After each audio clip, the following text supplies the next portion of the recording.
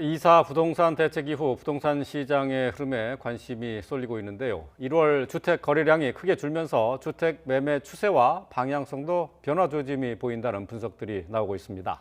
반면 거래량 통계에서는 2030 젊은 층의 주택 매수세가 여전히 두드러진 모습이어서 아직 관망하긴 이르다는 시각도 있습니다. 새해 부동산 시장 움직임 자세히 알아보겠습니다. 김규정 한국투자증권 자산승계연구소장 나와 있습니다. 안녕하십니까? 네, 안녕하세요. 자, 급등하던 아파트 값이 조금 잠잠해지고 안정세를 좀 찾아가는 듯한 그런 느낌을 받게 되는데 말이죠. 지금 현재 상황을 놓고 고점을 치고 일단 안정 또는 하향으로 접어든 것 아니냐 하는 분석들이 있어요. 어떻게 보십니까? 네, 일단 한국부동산원이 매주 발표하는 아파트 매매 가격 변동률 수치 자체가 네. 2월 들어서 주간 단위로 계속 낮아지고는 있습니다. 상승폭 상승률이, 자체가 예. 둔화되고 있는 상황이다 보니까 예. 거래량도 줄고 있는 상황에서 상승폭이 둔화되고 있으니 점차적으로 안정세로 이제 가는 이제 시작 단계가 아니냐라는 예측들이 나오고 있는 상황이고요. 네. 거기다 이제 정부가 공급 계획을 대규모로 내놓고 어쨌든 2분기까지 대상 지역 후보지 발표 같은 후속 작업들의 속도를 내겠다라고 한 상황이다 보니까 이 공급 계획 확대와 맞물려서 이런 안정 조짐이 계속될 수 있다라는 예측들도 시장에서 나오고 있는 게 사실입니다. 근데 네. 또 반대로 일시적으로 상승폭이 줄기는 했으나 여전히 상승세를 보이는 곳들이 있고 또 중저가 지역들에서는 거래와 함께 종전보다 높은 신고가액 접수도 계속 되고 있는 상황이어서 네. 아직은 좀 속단하기는 이르다라는 판단들도 팽팽히 맞서고 있는 상황입니다. 네. 지금 저희가 이제 매매 가격 변동률을 그래프로 보여드리고 있는데 확실히 이제 급등세는 좀 잡혔다 이런 모습을 볼 수 있을 것 같긴 한데, 근데 지금 거래량도 같이 줄어들고 있거든요. 이거는 어떻게 해석을 해야 되는 건가요? 네, 지난 1월 주택 및 아파트 거래량 자체가 전달 12월에 비해서 크게 줄었습니다. 예. 대략 한 30% 정도 감소한 걸로 집계가 되고 있는데, 특히 이제 가격이 좀 많이 오르고 대출 규제나 이런 것들이 많이 작동하고 있는 수도권, 특히 서울의 아파트 중심으로 거래량이 많이 줄어서 아무래도 대출 규제 같은 요인들이 있기는 하나 추격 매수세나 이런 구매 심리가 조금 진정되는 것이 아니냐라는 평가들이 나오고 있는 것이죠. 예. 근데 방금도 말씀 나눈 것처럼 여전히 중저가 지역에서는 전세를 찾기 어려워서 매매를 하고 계신 분들의 사례도 계속 집계가 되고 있고, 네네. 그런 지역에서는 여전히 이제 키 맞추기형 신고가 신고 사례들도 계속 나오고 있는 상황이다 보니까 아직은 좀 지켜봐야 되는 게 아니냐라는 게 제 개인적인 판단이긴 그래요? 합니다. 예. 그리고 공급 계획 자체도 2분기가 돼야 최종적으로 후보지들이 다 이제 발표가 네네. 될 것으로 예고가 되어 있기 때문에 그 내용들에 따라서 이제 수요자들의 이제 추격 매수 심리 혹은 매매 전환 심리 이런 것들이 또다시 이제 좀 달라질 수도 있다고 생각을 하거든요. 네. 그러다 보면 아직은 좀 관망하시는 분들이 있고 이것들의 최종적인 의사결정은 2분기 상황을 좀 지켜봐야 되는 게 아닌가 싶습니다. 일단은 1, 2월은 부동산 거래에 있어서는 비수기라고 일단 봐야 되겠죠. 네, 실제로는 아무래도 계절적 요인 때문에 실제 이사나 이런 것들이 불가능하신 상황이다 보니까 보통은 봄 이사 준비하시는 분들이 12월 정도에 미리미리 계약을 좀 서두르시는 경우들이 많고 네. 1, 2월에는 또 설 연휴라든가 이런 것들이 일정상 끼어 있어서 계약 사례나 이런 것들이 좀 줄어드는 패턴들을 보이기는 합니다. 근데 3월이나 4월이 되면서 날씨가 풀리면 실제 이사를 하시고 하다 보니까 이후에 다시 거래량 변동이 올 수도 있거든요. 네. 그래서 지금은 섣불리 이제 하락세로 간다 이런 것 판단을 하기보다는 여전히 좀 변수들이 많이 남아 있어서요. 그런 것들을 좀 보고 결정하시는 게 맞지 않나 싶습니다. 일단은 공급 계획 확정 여부도 2분기까지는 대상지를 보고 판단하셔야 되는 문제고 네. 또 서울시장 보선이 있기 때문에 그것과 관련된 공급 계획이나 이제 개발 공약들도 계속 나오고 있어서 시장에 영향을 미치고 있거든요. 그래서 예. 그런 것들을 보고 최종 매매 전환 내 집 마련을 할 것인지 계속 전세를 구할 것인지 판단을 좀 유보하고 계신 분들이 현재는 좀 많은 것으로 판단하고 있습니다. 말씀을 들어보면 그동안에는 정부의 어떤 그 부동산 대책이 나오고 나면 그 이후에 이제 시장들의 반응이 바로바로 나왔었는데, 지금 이번에는 재보선 부분도 있고 여러 가지 변수들이 좀 많이 남아 있다라는 생각이 드는군요. 네, 그래서 이제 그것들을 보고 결정하겠다라는 관망 기조가 현재는 좀 시장에서 확산되고 있는 것으로 판단이 되고요. 예. 네. 아직은 이걸로 좀 예단하기보다는 시장을 계속 모니터링하면서 관리를 해야 하는 게 아닌가 싶습니다. 그럼 이사 부동산 대책의 그 영향력이라든지 효과도 아직 지금 판단하기는 이르겠네요. 네, 실제로 이사 대책 이후에 이제 대상지나 공급 일정 같은 것들이 아직은 확정되지 않아서 불확실하다라는 의견들이 많으셨잖아요. 네. 근데 그 부분에 대해서 정부가 늦어도 6월 또 그리고 뭐 역세권 지구나 도심 공공 재개발 같은 경우에는 7월까지는 후보지를 확정하겠다라고 한 상황이어서 그 대상지가 시장 수요자들이 선호하는 지역 혹은 일정들에 좀 부합하는 지역들로 나오면 아무래도 공급 계획이 좀 더 영향을 많이 미치게 되겠죠. 그래서 네. 그것들을 보고 판단하겠다라는 심리가 현재는 좀 높아지고 있는 것 같습니다. 네. 예. 부동산 시장의 이제 불확실성이 아직 완전히 거치지는 않은 것으로 이제 판단을 해야 될 텐데요. 근데 이런 상황 속에서 지금 젊은 사람들의 집 구매가 크게 늘었어요. 30대의 주택 매매 비중이 제일 그 연령대 가운데 가장 높은 것으로 좀 나왔죠. 네, 1월 거래 통계에 발표된 것은 이제 연령대별로 발표된 자료가 나왔는데 30대 거래가 전체 신고 건수 중에 한 39.6% 네. 거의 40% 육박했다고 합니다. 20대랑 네. 합치면 거의 45% 가까운 수치여서 예. 2030 세대들이 계속 주택 구매를 하고 있다라는 분석이 나온 것인데요.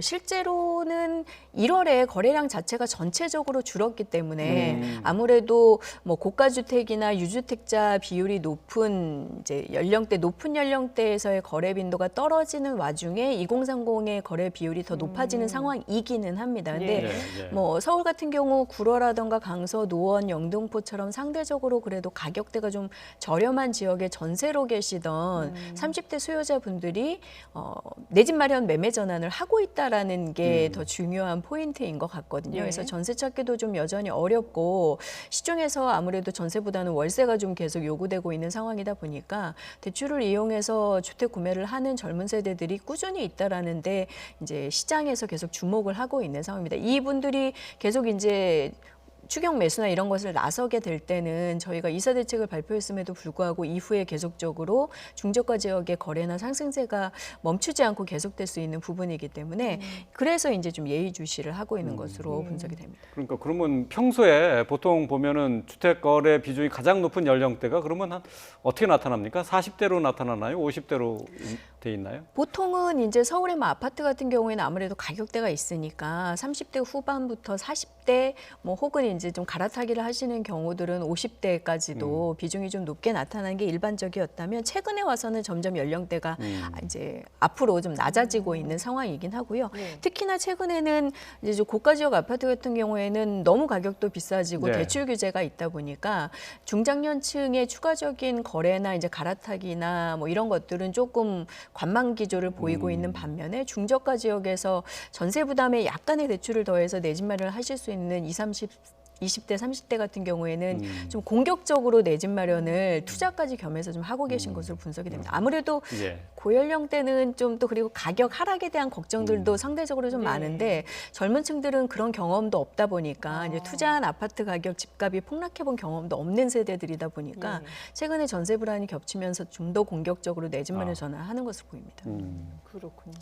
자, 그런가 하면 또 이제 저희가 앞서도 보도를 해드렸는데 이 서울에서도 그렇고 전국적으로도 집값이 이제 신고를 했다가 매매를 하겠다고 신고를 했다가 취소를 하는 경우들이 종종 있는데 이 경우들을 봤을 때 신고가, 그러니까 가장 높은 그 금액대 매매를 기록한 경우들이 많았다고 그러거든요. 네, 뭐 최근에 사실 거래돼서 신고되는 이제 가격들 자체가 네. 중저가 지역이나 지방 도심 같은 경우에는 계속해서 신고가를 경신하는 사례들이 많습니다. 그러다 보니 취소되는 사례에서도 그 빈도가 높은데 네. 이거는 이 취소되는 것들이 실질적으로 뭐 자연적인 거래 취소나 파기에 의한 것이 아닌 경우들이 있다라는 의심이 나온다라는 네. 거거든요. 아무래도 호가나 가격을 좀 띄우기 위해서 소위 이제 자전거래라는 것들을 통해서 중개업소나 보유자들이 계약 신고를 했다가 이제 취소를 하는 실제는 거래가 이제 등기까지 발생하지 않는 경우들이 신고되는 것으로도 의심이 되고 네. 있거든요. 지금 화면을 보면은 저희가 이제 최고가 비율이 취소 거래 가운데 얼마나 나타나는지 보여드리고 있는데 서울 평균으로는 50.7%입니다. 그런데 보니까 구별로는 강남구가 63%를 기록했고 광진구, 서초구가 66, 마포구가 63%. 다 가격들이 비싼 지역이라고 할 수 있는데, 자, 그 매매 신고 뒤에 이 취소를 하는 경우는 대체로 어떤 경우입니까? 이게 이 가격이 너무 올라서 그 가격을 거래 자체를 취소를 하는 건가요? 이거 손해가 많을 텐데요. 계약금을 포기하거나 아니면은 뭐 두배 보상을 해야 되는 이제 계약 파기자로서의 책임이 생기기는 하지만 네. 가격이 단기간 더 많이 오르거나 혹은 오를 것 같은 기대가 생기면 네. 뭐 매도자나 이런 분들이 계약을 하지 않겠다라고 취소하는 경우들도 생기고 있고요. 매수자 입장에서 대출이나 자금 마련에 문제가 생기면서 이제 계약을 하지 못하게 최종적으로 하지 못하게 되는 케이스들도 발생하기는 합니다. 근데 이런 네. 거는 사실 좀 정상적으로 또 발생할 수 있는 케이스이기 때문에 사실은 이제 실거래가 신고 시스템에 취소 여부 같은 것들을 추가적으로 신고를 해서 네. 관리를 하는 것으로 되어 있는데 이제 시장에서는 이게 의도적으로 혹시 네. 사용돼서 예. 시장에서 시세가 계속 급등하는 것처럼 왜곡되거나 오해를 발생시키는 게 아니냐라는 의심을 하고 있어요. 그래서 그렇죠. 사실 국토교통부에서는 이달 말 중에 뭐 전월세 전담기구와 함께 거래 관리나 이런 것들을 상시적으로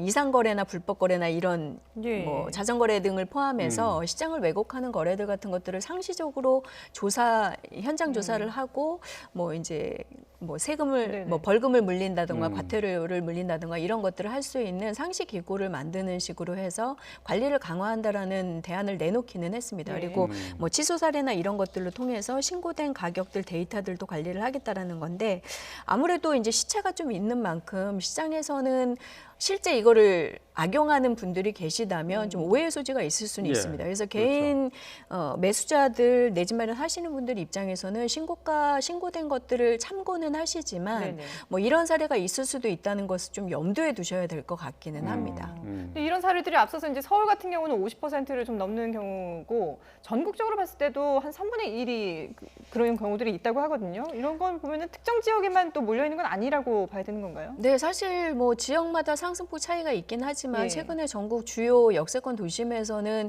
주택 특히 신축 아파트 가격이 계속 오름세를 보이고 있는 상황이다 보니까 신고가 신고 사례 그리고 취소 사례도 전국적으로 적지 않게 나오는 편입니다. 그래서 네. 이게 혹시 좀 자전거래나 이런 것들로 통해서 호가를 의도적으로 띄우는 것이 아닌지는 현장에서 실제 거래하시기 전에 한 번쯤 검토를 해보실 필요는 있겠습니다. 예. 지금 국토부에는 실거래가 시스템이 있어서 이제 누구나 들어가서 이제 확인해 볼 수 있지 않습니까? 그런데 이런 거래 취소 같은 경우는 이게 반영이 안 된다고요? 원래 이제 신고 취소 여부나 이런 것들은 신고를 하지 않다가 이런 문제들이 계속 이제 재발이 되고 확대가 되면서 최근에는 또 대체까지 나온 상황에서 계속적으로 신고가 사례가 나오다 보니까 이제 좀 촉각이 곤두서 있는 상황이죠. 그래서 거래가 취소된 것들까지도 이제 신고를 하도록 제도를 바꾸고는 있습니다. 근데 네, 뭐 네. 부동산 정보 사이트나 이런 것들에 따라서는 적용되지 않는 경우들도 있다 보니까 좀 주의해서 이 신고가 사례들, 실거래가 사례들을 확인하시는 게 네. 이제 좀 개인분들에게는 필요해 보입니다. 예. 그렇군요. 자, 그런가 하면 지금 뭐 수도권에서는 청약 열기가 상당히 뜨겁다고 하는데 글쎄요. 이게 매매가 뭐 집값은 조금씩 뭐 잡힌다고 하는데 청약 열기는 여전한가 봅니다.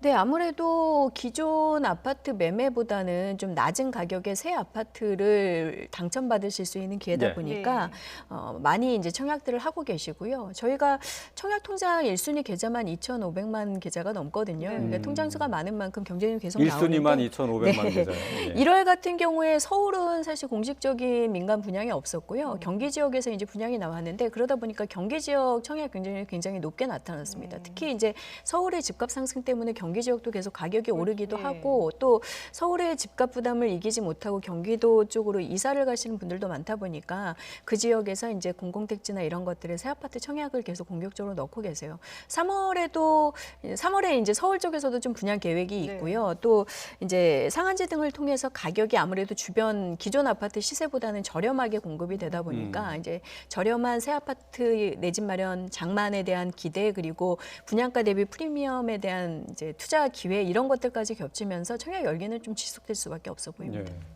보통 지금 아파트 공급이 시장의 공급 물량이 적다라고들 얘기하지 않습니까? 3월 달에는 좀 많이 나오는 건가요? 3월에 지금 뭐 조사처마다 약간 통계가 다른데요. 한 6만 가구 안팎의 분양 계획이 현재 집계가 되고 있습니다. 절반 정도가 수도권에서 경기와 서울 등지에서 이제 공급이 되고 나머지 이제 지방 도시에서 한 3만 가구 정도가 공급을 할 거다라고 건설업체 통해서 조사가 되고 있는데 이 중에 상당 물량이 실제 이제 공급이 좀 들어갈 걸로 보여져요. 그래서 네. 좀 보험이사철에 청약을 좀 준비하시는 분들은 좀 서둘러서 청약 자격이라던가 이런 것들도 좀 체크를 하셔야 될 것 같고요.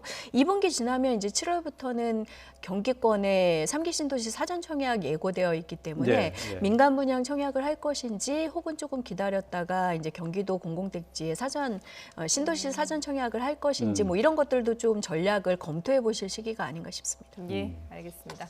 네, 지금까지 김규정 한국투자증권 자산승계연구소장과 함께 부동산 시장 짚어봤습니다. 잘 들었습니다. 감사합니다.